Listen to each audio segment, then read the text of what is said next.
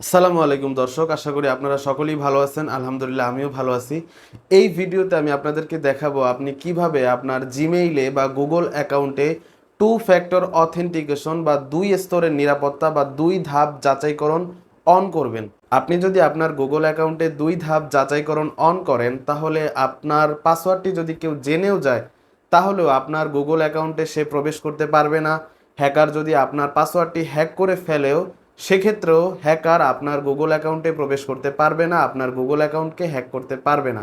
তাই দর্শক, এই ভিডিওটি দেখে এখনই আপনি আপনার গুগল অ্যাকাউন্টে দুই ধাপ যাচাইকরণ বা দুই স্তরের নিরাপত্তা ফিচারটি অন করে ফেলুন।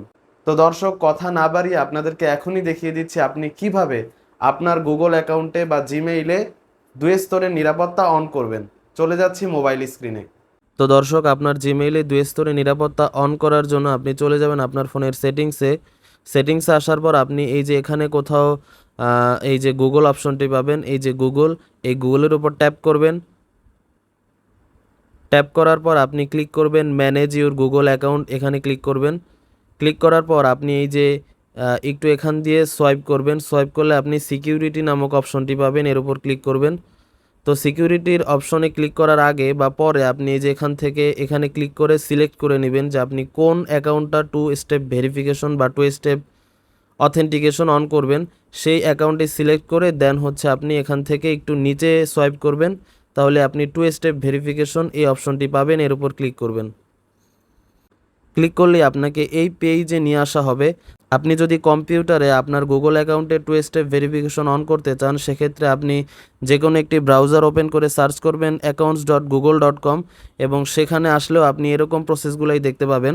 তো এরপর আপনি এখান থেকে একটু নিচে সোয়াইপ করলে আপনি এই যে গেট স্টার্টেড অপশনটি পাবেন, এর উপর ক্লিক করবেন। ক্লিক করলে আপনার যদি পাসকি দেওয়া থাকে, সেক্ষেত্রে এখানে আপনার কন্টিনিউতে ক্লিক করে আপনার ফিঙ্গারপ্রিন্ট বা আপনার ফোনের পিনটা দিতে হবে। যদি আপনার এখানে কিছু না দেওয়া লাগে বা যদি আপনার গুগল অ্যাকাউন্টের পাসওয়ার্ডটা এখানে চায়, সেক্ষেত্রে পাসওয়ার্ড দিয়ে দিবেন।